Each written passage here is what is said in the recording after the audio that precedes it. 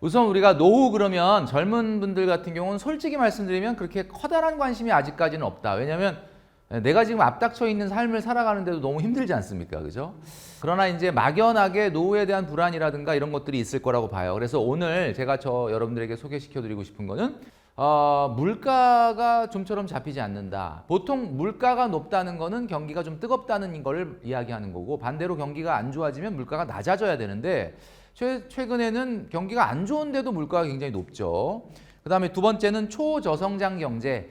과거 뭐 70년대, 80년대 우리 부모님 세대나 우리 할머니, 할아버님 세대 같은 경우는 대한민국이 경제 성장률이 10%가 훌쩍 넘었는데 최근에는 굉장히 성장이 더디게 일어나고 있습니다. 그 다음에 세 번째는 자산 양극화. 아무래도 성장이 없다 보니까 돈이 어디로 쏠리냐면 되는 것에만 쏠립니다. 그러니까 뭐든지 좀 원탑이라고 하는 데만 돈이 몰리고 이러다 보니까 자산이 양극화되는 거예요. 네 번째는 초도심 집중화. 아마 양극화의 하나라고 볼 것 같은데 지금도 서울이라든지 수도권이라든지 그 다음에 6대 광역시에 몰려서 사는 영향이 있는데 이게 점점 심화될 가능성이 높다라는 겁니다. 그 다음에 다섯 번째는 트렌드도 양극화된다. 최근 아마 여러분들 아시겠지만 뭐 굉장히 비싼 물건 아니거나 아니면 굉장히 싼 것만 팔리고 좀 어정쩡한 가격의 포지션은 도대체 장사가 안 된다. 뭐 이런 이야기가 있거든요. 자, 이 다섯 가지를 제가 먼저 보여드리는 이유는 이것이 바로 우리의 노후 준비와 굉장히 밀접한 관련이 있기 때문에 그렇습니다. 잘 기억을 하시면 좋을 것 같고요. 우선 노후 준비를 하는 데 있어서 우리 머릿속에 노후 준비를 방해하는 경제 무개념이 네 가지가 있습니다. 자, 오늘 이 네 가지를 여러분들에게 말씀드리는 이유는 이 노후 준비를 방해하는 경제 무개념을 우리가 오늘 이 순간에 머릿속에서 벗어버리게 되면 자연히 노후 준비가 잘 될 수밖에 없다는 거죠. 자, 첫 번째 노후 준비. 첫 번째 노후 준비는 뭐냐? 노후 준비는 어떻게 해야 돼요? 라고 얘기하는다라고 하는데 여러분은 어떻게 생각하십니까? 혹시 재테크가 성공해야 노후 준비가 되는 거 아닌가? 이렇게 생각하신다면 이거는 경제 무개념입니다. 자, 이게 왜 그러냐면 우리 과거 부모님 세대들 같은 경우는 당연히 재테크가 성공한 분들이 집을 잘 사고 땅을 잘 사고 주식을 잘 산 분들이 노후 안정이 됐거든요.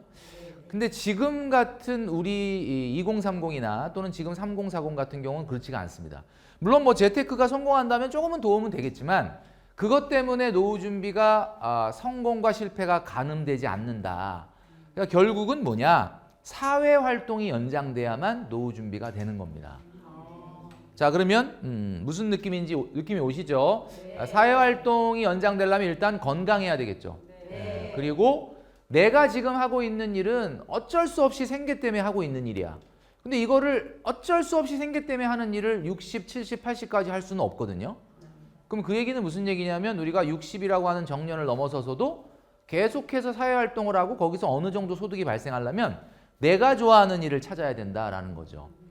아직 여러분들 은퇴까지 시간이 남아있다고 봤을 때 그것을 찾기 위해서 지금 시간이 남아있는 거다 이렇게 생각해 주시면 좋을 것 같아요. 자, 그 다음에 우리가 투자에서 분산 투자라는 이야기를 많이 들어보셨을 겁니다. 분산 투자. 그래서 좀 위험 자산에 투자하고 싶지만 좀 위험하니까 이렇게 분산을 한다 그랬는데 종목을 분산하는 것은 분산 투자가 아닙니다. 만약에 내가 종목을 분산하는 것이 분산 투자라고 알고 있었다면 경제 무개념이 되겠습니다.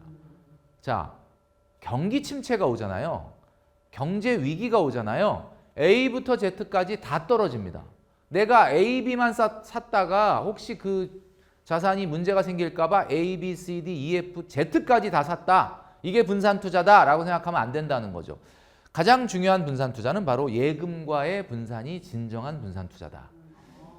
그러니까 한마디로 얘기해서 한 1억 정도를 열심히 모은 사람이 2천만 원 정도는 8천만 원 정도 예금하고 2천만 원 정도를 예를 들어서 위험 자산에 넣는다. 그러면 그거는 분산 투자죠. 근데 예를 들어서 2천만 원밖에 못 모았는데 그걸 1억 모은 사람 따라가려고 뭐 코인이나 주식 같은데 100% 몰빵을 한다. 근데 조금 불안하니까 A부터 Z까지 종목을 분산했다. 그러니까 나는 분산 투자했다. 그럼 분산 투자가 아니라는 거죠. 자, 이거를 여러분 꼭 받아들이셔야 됩니다. 자, 그 다음에 세 번째, 노후에 창업을 하겠다는 사람들이 많거든요. 창업을 하게 되면은 사업소득이 생기는데 그 사업소득에서 비용 빼고 임대료 빼고 인건비 빼고 이렇게 빼면 남는 게 사업소득입니다. 그게 다 내 거냐? 여러분 어떻게 생각하십니까? 비용을 다 뺐기 때문에 내가 한 달 동안 열심히 장사를 했는데 비용 다 빼고 인건비 빼고 남은 돈이 500만 원이에요. 그 500만 원 누구 겁니까? 대답이 지금 안 나오죠. 내 거 아닌가 이런 생각을 하고 내 건데 지금 이렇게 얘기하시는 거죠. 이제 사업소득이라고 하는 것은 사실은 그 안에 내 것도 있겠지만 내가 만약에 그 사업을 하는데 1억 원을 투자했다 그러면 그 사업소득 안에서 투자금이 회수가 돼야 됩니다. 그러니까 예를 들면 1억을 3년에 회수한다 그러면 한 달에 280만 원씩 회수해야 되니까 500만 원을 벌었다 하더라도 그 500 중에 280은 내 돈이 아니고 220만 내 돈이 되는 거죠. 자, 그러니까 투자금이 반드시 회수가 돼야 된다. 자, 그러면 투자금이 회수가 됐어요.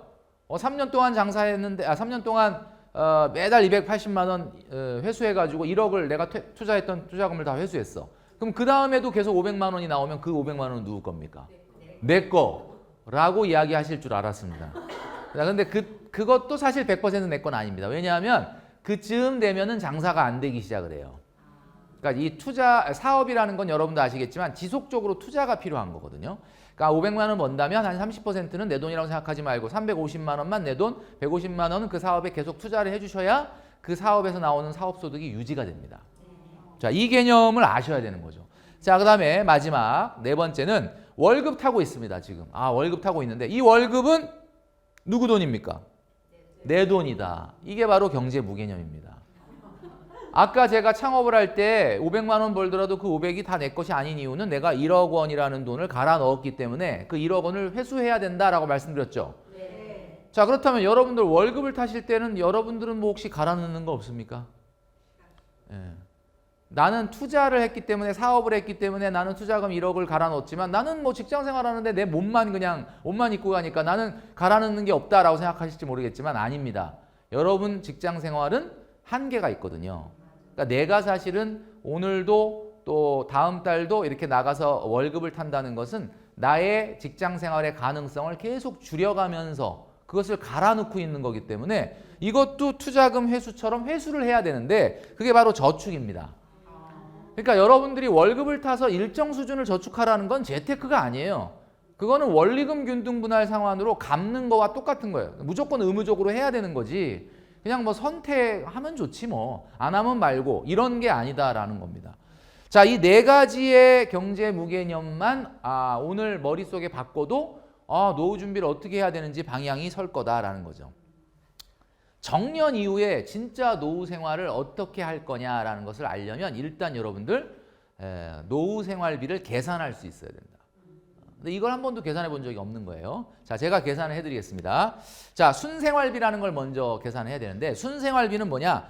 지금 사용하는 월 생활비에서 뭘 빼냐면 교육비를 빼십시오. 왜냐하면 교육비는 노후에는 안 들어갈 수도 있거든요. 그래서 일단 교육비를 빼고요. 그 다음에 거기서 대출 이자를 뺍니다. 자, 노후에 대출이자와 교육비는 안 들어갈 수도 있어요. 자, 그러니까 이걸 빼고 난 게 이제 순생활비예요.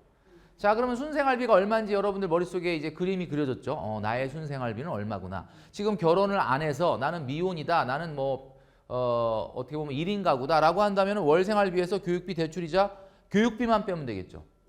그죠? 교육비만 빼는 게 아니라 대출이자만 빼면 되겠죠. 그렇게 해서 순생활비. 자, 그러면 노후의 생활비는 제가 지금부터 공개하겠습니다. 이 순생활비에 과연 몇 % 정도가 될까?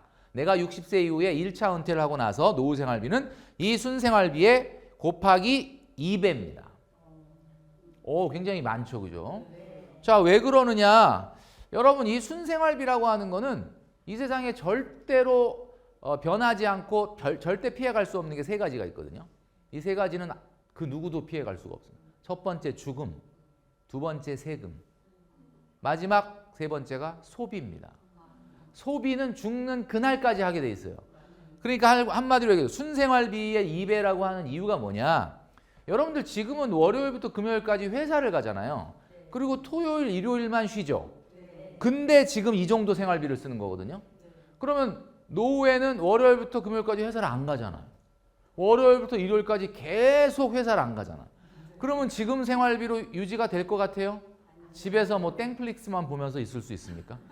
불가능하거든요. 그래서 이 순생활비의 2배 정도를 먼저 그림을 그려 놓으셔야 아 이걸 어떻게 준비할 거냐. 자 공적연 이걸 이제 보게 되면 자연히 아무래도 아 공적연금 얼마 나오는지 그 다음에 또 내가 나중에 만약에 세컨 잡을 한다면 얼마를 벌어야 되는지 이런 것들이 계산이 쓰게 되고 준비를 하기 시작하게 된다는 거예요. 그러니까 일단 이거부터 먼저 하는 것이 노후 생활비를 먼저 뽑아보는 것이 노후 준비의 첫걸음이다 이렇게 보면 되겠죠.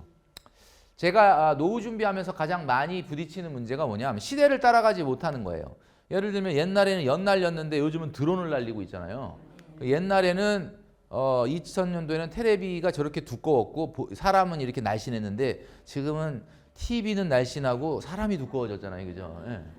시대가 막 변하고 있는데 문화지체 현상이 발생하는 거예요. 옛날에 내가 보고 들었던 거 경험했던 거로 노후 준비를 하니까 안 되는 거예요. 우리 부모님들은 분명히 땅 잘 사고 집 잘 사서 노후 준비 됐으니까 나도 어디 주식이나 코인에 투자해서 노후 준비가 돼야 되나 보다. 시대가 바뀌었습니다. 그게 아니라는 거거든요. 왜 그러느냐? 2000년대 경제 성장률을 보여드리면 자 2000년대 경제 성장률은 그래도 뭐 최근 빼면은 그래도 뭐 5, 6% 정도는 됐거든요. 근데 이 최근 올해 같은 경우는 IMF가 우리나라의 경제 성장률을 지금 2.3%로 보고 있고요. 세계 경제 성장률은 3.2%인데 우리나라 한참 모자라죠. 그리고 작년에는 경제 성장률이 1.4%에 불과했습니다. 그러니까 지금 경제 성장률이 과거에 보시면 어떠냐면 아까 제가 말씀드렸던 것처럼 90년대에는 엄청나요. 70년대는 12%예요. 그러니까 이렇게 경제 성장률 정도의 차이가 엄청나게 나기 때문에 이제는 성장을 안 하는 경제이기 때문에 오르는 자산은 오를지 모르겠지만 옛날처럼 다 묻혀가서 웬만하면 다 어디다 투자하면 다 오른다 이런 시대는 다 지났다라는 거죠. 사회적 나이가 달라집니다. 여러분 옛날에는 요 정도까지가 이 빨간색으로 표시한 시기가 경제활동을 한 시기였는데 이제는 굉장히 늘어나게 된다. 진짜로 100세 시대거든요. 90년대생들의 평균 기대 연령이 95세라고 합니다. 그럼 그 얘기는 무슨 얘기냐? 90년대 태어난 분들은 그냥 특별히 안 건강해도 95세를 산다. 그러면 조금만 평균보다 더 건강해버리면 운 나쁘게 100살이 넘어갈 수도 있는 거예요. 운이 나쁘다고 해야 되는 건지 모르겠는데 그렇게 되는 거죠. 자 여러분 그래서 경제활동 기간 자체가 굉장히 늘어요. 그러니까 지금 나이에서 여러분 노후 준비를 잘 하려면 제가 오늘 생활비 계산하는 방법 그리고 앞으로 변하게 될 30년의 트렌드에 대해서도 얘기했는데 지금 나이에서 본인을 어떻게 계산해야 되냐면 0.7을 곱한 것이 본인의 진짜 사회적 연령입니다. 이 시대가 바뀌었어요. 그럼 내가 나이가 50이다 그러면 내가 실제적인 내가 옛날에 봤던 선배님들 내가 처음에 직장 생활하면서 시작할 때 딱 회사 들어갔더니 한 50대 초반분은 완전히 그분은 그냥 뭐 정말 엄청나게 나이 많은 분이고 막 이제 좀 있으면 집에 갈 분이고 막 그렇게 생각을 했었는데 내가 그 나이가 딱 됐잖아요. 근데 50세다 그러면 50세다 70% 그러니까 내가 봤던 옛날에 그 선배들이 한 30대 중후반 정도로 봐야 되는 거예요. 이제는 50세 정도다 그러면 옛날로 말하면 우리 부모님 때의 한 30대 중후반이구나 이렇게 생각을 해야 된다. 자 그러면 지금 30인 분은 몇 살인 거예요? 이제 20살인 거예요. 진짜예요. 이거 그냥 억지를 쓰는 게 아니라 진짜 20살인 거예요. 자 그런 마음으로 여러분들이 살아가셔야 된다. 자 그래서 모든 사람이 어디에 투자해야 되나요? 라는 걸 물어본다는 건 뭐야? 이 숨은 뜻이 뭐예요? 어디에 투자해야 되나요? 라는 얘기는 아직도 노후 준비를 어떤 투자나 재테크에 의존하려고 하는 성격이 강하다. 여러분 세계 최고의 부자들 중에 이제 2023년도 버전으로 바뀐 버전이 1위는 이 베르나르 아르노 회장이고 2위는 일론 머스크, 3위는 제프 베조스, 4위는 레리 앨리슨, 5위는 여러분도 잘 아시는 워렌 버핏입니다. 자 여기서 혹시 여러분들이 보시기에 이 세계 5대 부자인데 이 중에서 주식 투자해서 부자 된 사람이 있습니까? 워렌 버핏이 주식 투자해서 부자 된 거 아니냐 이렇게 얘기하는데 저분은 버크셔 해서웨이라는 회사가 커졌기 때문에 부자가 된 거예요. 뭐 자기가 지금 모바일 보면서 주식창 보면서 투자하고 이런 사람이 아니라는 거예요. 이분들의 공통점은 뭐냐? 결국 자기가 좋아하는 일을 발견했는데 그 자기가 좋아하는 일을 너무너무 미친 듯이 사랑해서 그 일이 성장했는데 그 일 때문에 부자가 된 거지 주식 투자해서 부자 된 사람이 아니다라는 이야기입니다. 제가 여러분들에게 뭘 말씀드리냐. 노후 준비는 재테크로 하는 것은 불가능하다라는 이야기입니다.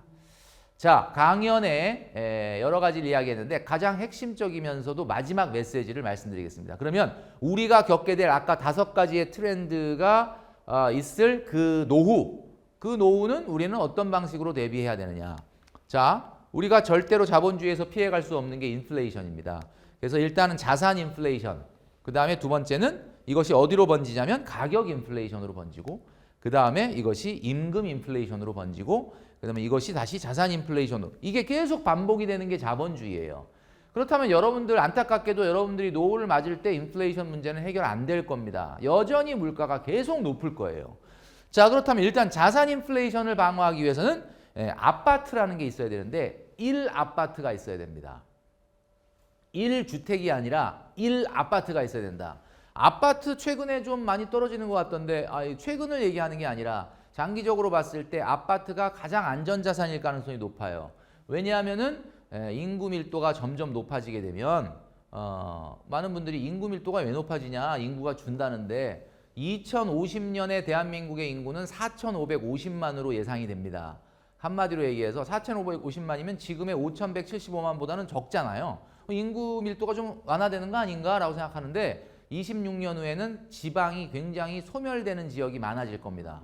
그렇게 되면 도심에 사는 인구는 더 훨씬 늘어나기 때문에 지금보다 도심 인구는 더 급증을 하게 되는 거예요. 그래서 일단 아파트라고 하는 안전자산, 이게 뭐 이걸 산다 그래서 아파트 산다고 막 부자가 되거나 막 몇 배가 뛰거나 이런 건 아니지만 여러분들이 자산 가격을 방어하기 위해서는 아파트가 하나 있는 것이 좋다는 거죠. 그 다음에 가격 인플레이션, 물가가 너무 비싸. 뭐든지 비쌉니다. 자, 이런 때는 어떻게 해야 돼요? 내가 사회활동을 즐겁게 하는 사람이 돈을 덜 씁니다.